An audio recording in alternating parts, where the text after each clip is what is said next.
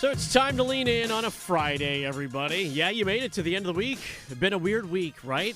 The extended holiday celebrations, the first day of schools for many of your children's nieces and nephews and whatnots, and one of the longer weeks in sports history, to be fair, because we have been grinding it out with you. You have had to make some difficult decisions on what to pay attention to when it comes to the sports world, and little check marks got knocked off, right? Little small things got knocked off. Team USA at the start of the week.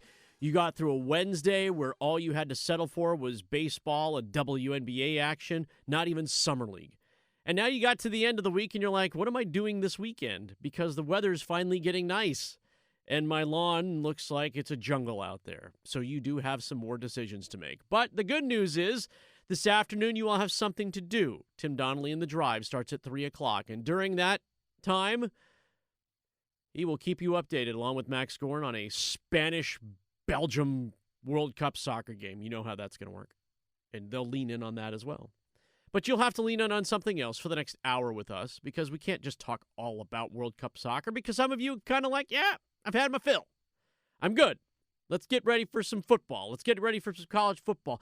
Can't the Canes season get here fast enough? And what are we doing about life? There you go. Some real existential stuff right there.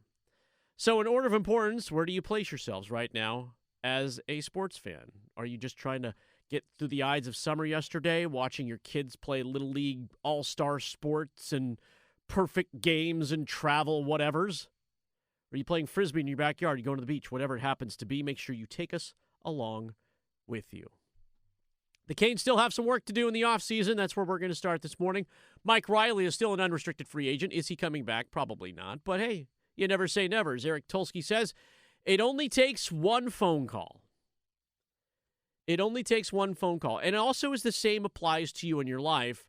If somebody knocks on your door, you should not be reluctant to answer it because you never know what's coming through. And I get it. There are some hardworking folks out there. I've talked to them before.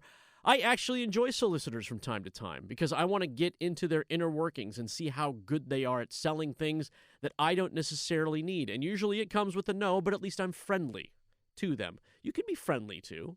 They're not taking up your time. What's the most important thing in your life that you have for the next 10 minutes besides listening to someone trying to do their job in 95-degree heat? Yeah, maybe you didn't need that vacuum cleaner. Perhaps you don't need that lawn service or pest control service. Maybe your internet does not need upgrading. But you can still be kind, and that's what I will tell you. So to answer the call, Eric Tulsky will just wait by his phone. He doesn't get to go to well, I think he does get to go to the cabin, much like Rod Brindamore does get to go to Wrightsville Beach, as he likes to say. You know how I get to Wrightsville Beach? I know exactly where to go. I take the same route every time. Like, that's the dude that you want in your car when someone at lunch at your work says, let's go out to lunch and where do you want to go? And they automatically say, this is where I want to go. And you pull up to the drive-thru because you know you got to get back because you can only eat at your desk because that's the kind of job that you have. And as soon as they say, hi, welcome to what would you like? The person leans over and says, this is what I want. Without fail. I want someone that knows what they want, especially when I go through a drive-thru. It's not like the menus change that much. There you go. So you're waiting on the phone call. And Eric Tulsky is waiting on the phone call. Waiting on that one phone call that will allow him to figure out what to do with Alexander Nikishin. And for the player, Alexander Nikishin, he does not have a lot of options right now. He is at kind of team control, the best way you can put it. He either has to sign an offer sheet or he waits for the team to make a move. Either a move towards signing him to a longer-term deal or a move in which he would be pushed out the door to somewhere else. And we know that when you push out a player, something else has to come in return. And the one thing that we do not know, although we would love to speculate and say that this team is still out there big rock fishing, out there looking for that big blue marlin to land ashore. Because who doesn't want that, right? Like, if you don't shoot for the stars, what exactly are you shooting for? Are you not playing for championships every single time out there? Professionally, it's different from amateur level. Professionally, I'm here to win championships. I'm not just here to participate and have fun and enjoy the orange slices. It is different. when you're a 5-year-old playing t-ball or a 5-year-old playing soccer? What's the idea? Score goals, go home, have a little fun, pose for your parents, and dance. And they get a kick out of it, and they get to post all the funny things that you get to do. And then there's some serious parents out there putting like highlight reels together of their kids. And I'm like, y'all need to slow your roll just a little bit. So Eric Tulsky's waiting for a phone call on Alex Nikishin, but he has work to do because this Carolina Hurricanes front office, and this has been something that has happened in the past, has to address the needs of the future. And the needs of the future are coming very quickly because they have 5 unrestricted free agents coming down the pike. And you might not think that they're the most important people that you would want to list. But you think about in order of importance, he has 5 players to deal with. Yeah, and honestly, they're, I think, all really important players and crucial parts of this team. So do you bring them back, or do you let your farm system, which you apparently have riches galore in this farm system, that will allow you to, keep guys around and keep things playing? It's very obvious that the one name left off the Stanley Cup has a future with the Carolina Hurricanes, at least in terms of player control, and that is Joel Nyström. Joel Nyström signed for 4 more seasons. I'm not talking about him, but it's clear they already have depth in place over the next 3. That hanging question is what to do with what to do with Alex Nikishin. But we're going to set that one aside. We're going to make some assumptions here just to keep it clean. The assumptions are that this team is going to stay the same even in the offseason, that nothing is going to change, nothing is going to move, that Alex Nikishin will be a Carolina Hurricane in the upcoming season for at least 1 more year. So that addresses that part of things. The other thing is the NHL salary cap is yet to rise again. So where the Canes have roughly $10 million, we'll just call it $10 million in current cap space, that they will get a little bit of extra bump. Enough bump to allow them to sign a veteran, a 13th forward, a 7th defenseman. So we're working with 10 at this point, plus the money that is currently allocated to, and these are the 5 gentlemen we're talking about, and of those 5 gentlemen, between those 5, they roughly pull in $14 million, which really is not a lot of money when it comes to the current NHL. No, not really at all. But it also does really drive home the fact that these guys are pretty much all underpaid, and that's a big reason why they were able to put together a roster that won the Stanley Cup. Like, if you look at a guy like Shane Gostisbehere, who, granted, is 33 years old now, but last year put up nearly a point per game season as a defenseman, and granted, he did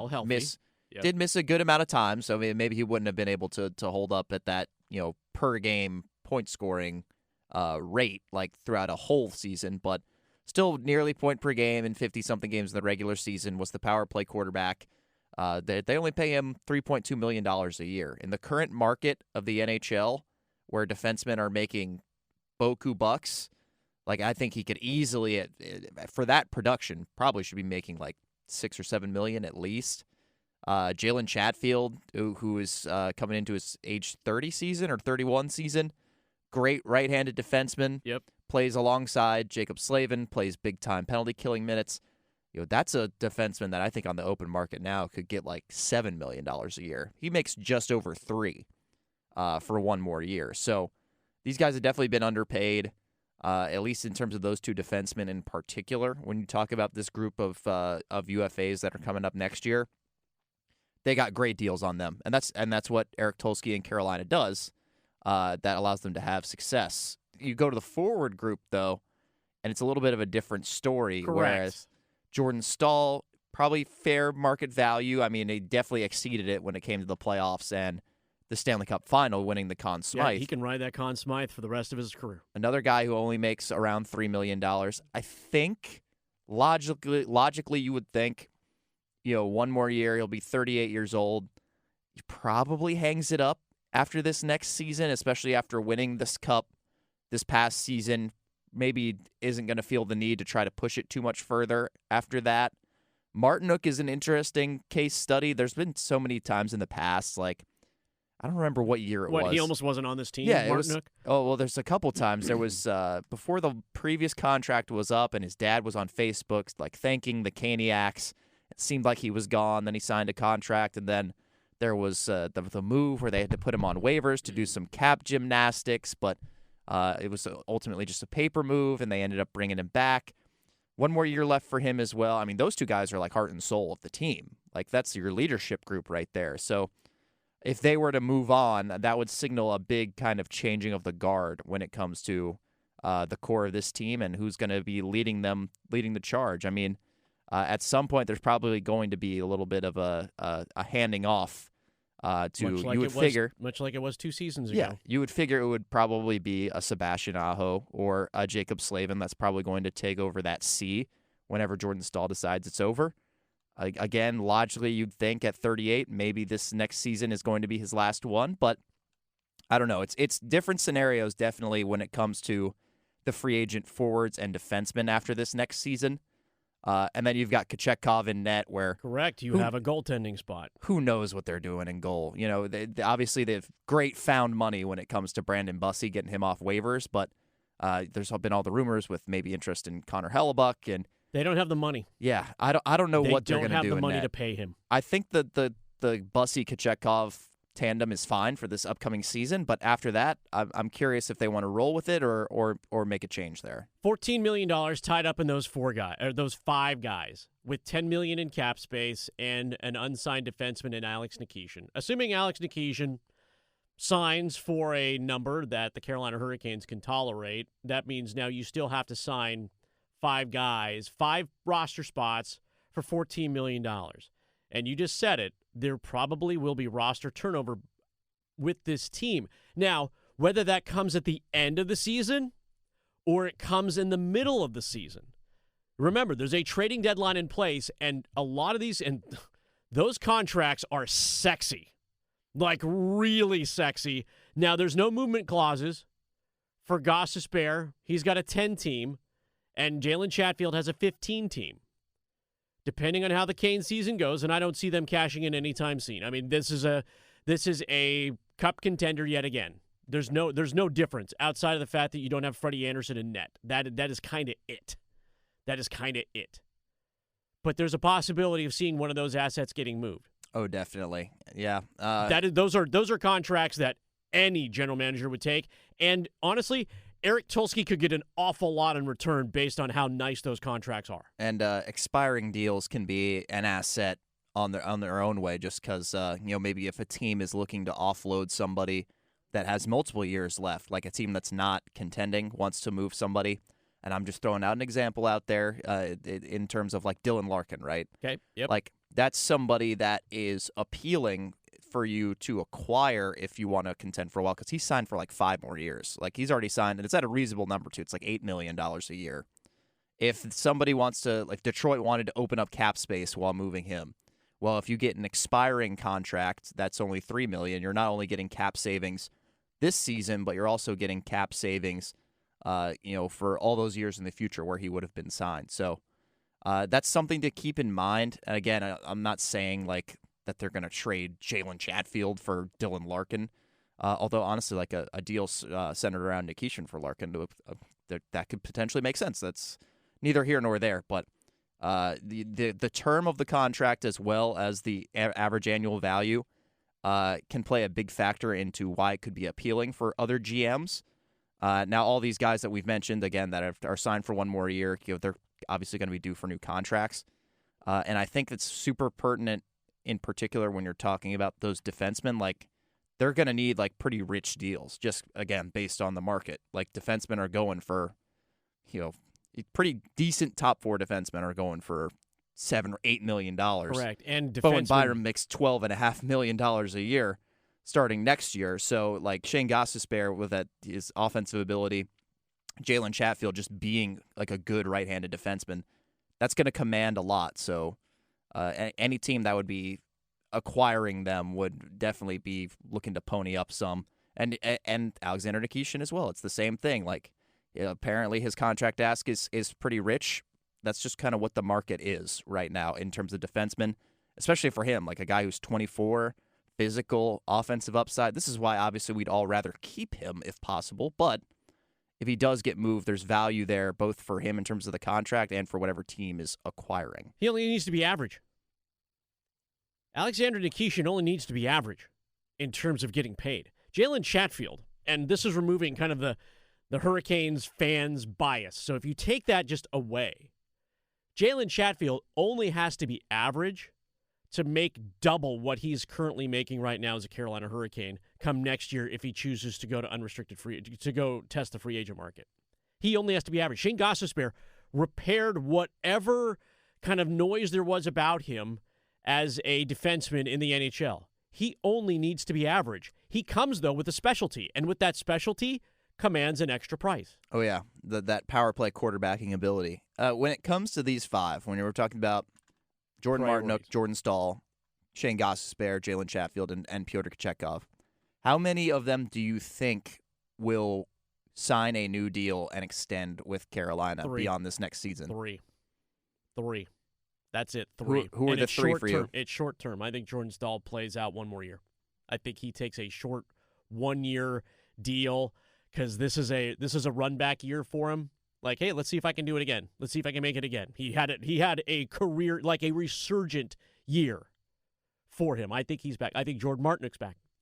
I think he's back at to be honest, a higher number than the 3-1. This is the concern that I have for the Carolina Hurricanes math right now. I think he comes back at a bigger number than 3-1-2-5. And I think it's for a couple more seasons. I think he extends. And I think Chatfield extends too. I don't think Pyotr Kochetkov extends. You already have your Brandon Bussey in the building. They're roughly the same age. You've been dealing with kind of the same kind of Freddie Anderson kind of injury stuff for a while with him. And as much as you want to keep him around and he's kind of that buzzy guy or whatever it is, I've got a Brandon Bussey already. I've got a guy. I need someone to spell the load at this point. For me, and so you don't see either, or you see Chatfield extending. I think they would want to bring him back, but again, just by virtue of him being like a good right-handed defenseman with top-line experience. System. He does, but he's going to command. I don't know what his priority. This is all speculation. He's double. He's double the number. Yeah, this is all speculation as well. So I don't pretend to know like what these guys prioritize. But Jack Drury got $4.5 million in Nashville for being a fourth-line garbage player. And we're talking about a top-line right-handed defenseman, so he'll be due for a big raise. It's just a matter of because if he wants to stay, it would almost certainly be less than what he could get on the open market. I think you and I are in agreement that it's probably the last year of Shane Gostisbehere in Carolina just because if he's going to be 34 next season. There's kids knocking on the door, man. And he's only been making 3.2. He'll also want a raise for his skill set as an offensive defenseman. And I think his next contract is probably like his last deal, and he's going to be looking for something with some more term. And I don't think Carolina is going to necessarily be interested in locking up a mid-30s defenseman to a 4 or 5 year contract at a higher number than they're paying him right now at that $3.2 million. I think he's going to be looking somewhere for like a 4 or 5 year by like $6 million, $7 million, and another team will almost certainly gladly pay that if he can produce that same production. So I think Chatfield, again, it's about what he prioritizes, and I think if he prioritizes winning and being a part of this locker room, that he would stick around. But again, just there's so much out there. If you're a top 4, even top pairing right-handed defenseman, there's going to be quite a market for him. And honestly, maybe they keep Kochetkov around just because they could be doing this whole kind of cost-effective money ball kind of thing with the goaltending. Right now, but I think someone's going to dangle more money in front of him too. It'll depend how much he's able to play this year and what kind of numbers he puts up. If he plays 30 games this season and goes 20-10, he'll get 5 on the open market. He'll get Stuart Skinner money. And that's Stuart Skinner. Well, Stuart Skinner only makes $3.75 on this new deal. There you go. The goaltender market in general is a little bit underpaid. Right. Oh, for sure. And it's soft, and there aren't enough guys that have been tested. We could do this. I thought this was be a little shorter Kane segment, but it's turned a little bit longer here. The Carolina Hurricanes need to create room for what they have sitting beneath the main roster. They did so offensively, right? They found a home for Jackson Blake, who was smashing down the door pretty hardcore. They had to part ways with Scott Morrow to get them a Keandre Miller. There's a Bradley Nadeau who's sniffing around right now, but there's no spot for him. There's no spot for him. So all of a sudden, we're all throwing him into, well, here, Bradley Nadeau and a first-rounder and blah, blah, blah for Connor McDavid. Like, okay, we can be real just a little bit, but that is Eric Tulsky's job. And how quickly do I want to get some of these guys up here so they can spend a little teeny bit of time with Rod Brindamore and his crew? Because as long as Rod Brindamore is head coach of the Carolina Hurricanes, you know you've got a base set and you know you're working with the base Lego set. And I'm just trying to round out some corners, put some flowers on the top of the thing, and build the tower as high as I possibly can. But when he goes, I don't expect the same system to be in place at all. So I've got to find a spot for some of these guys, because if not, then I better be dealing them for some big fish, like I said, some big blue marlins, because that time only runs out as they keep getting older. You can only be 22 for so long. You can only be 26 for so long coming off a 30-goal season in Chicago at the AHL. Something has to give. You can only have so many of those. You can only hit 400 so many times in the minor leagues before either the club has to trade you or move one of its veterans to get you on the main roster. Teams only get older. Teams only get more bumps and bruises. And boy, I hope everyone's sending flowers to Seth Jarvis and that shoulder is healing well. Yeah. And before we finish, I just want to say that Joel Nystrom deal is so good. You basically have a solid third-pairing right-handed defenseman locked up for 4 years, and he's only making $1.23 million. That's like veteran dollars. That is really, really good cap management right there.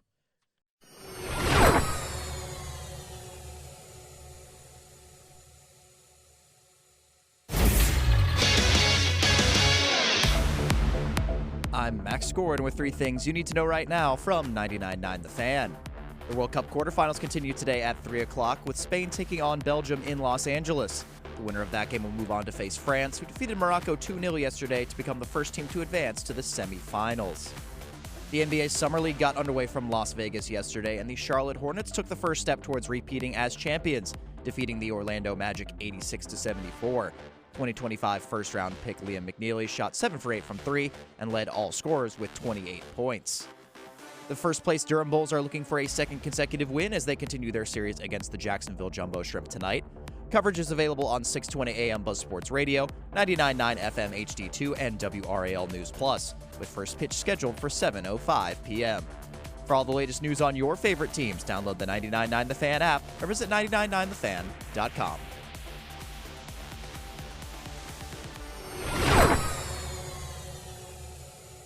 World Cup quarterfinals continue this afternoon. Spain is the favorite over Belgium. You remember the mean Belgians who took out Team USA as the red, white, and blue fell flat on their face.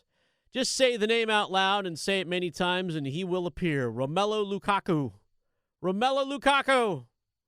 We'll see if he can get things going for Belgium and keep it close against Spain and Lamine Yamal, who, by the way, is a little bit banged up, but is the guy that stirs the drink, so to speak, for Spain. Also, Oyarzabal, Mikel Oyarzabal of Spain. Just throwing some names out there that you're going to hear from time to time if you pay attention to the soccering. But Belgium doesn't stand much of a chance in this one. But I said that against Team USA, right, too? It was the same way. After France toyed around with Morocco held tight. Morocco felt like they were trying to pull the old Cape Verde, the old Ivory Coast, the old Rochambeau, whatever it was that you would say when you take on a bigger team, and they were just trying to mess around with them and fool around with them, and then, what happened? What happens when France goes to the pitch, right? Mbappe, and he scores one, and and Morocco then went full Paraguay, just started yelling full Egypt, like, no, that didn't happen, no, and they were complaining about everything. I'm like, listen, sometimes you just get beat. Yeah, you just get beat. The keeper did what he could. He saved the penalty in the first half and played really, really strong first half, but France was bound to break through at some point, and Mbappe and Dembele just the talent is hard for them to overcome. So the winner of this game today, again, likely to be Spain, but I won't say that Belgium has no chance.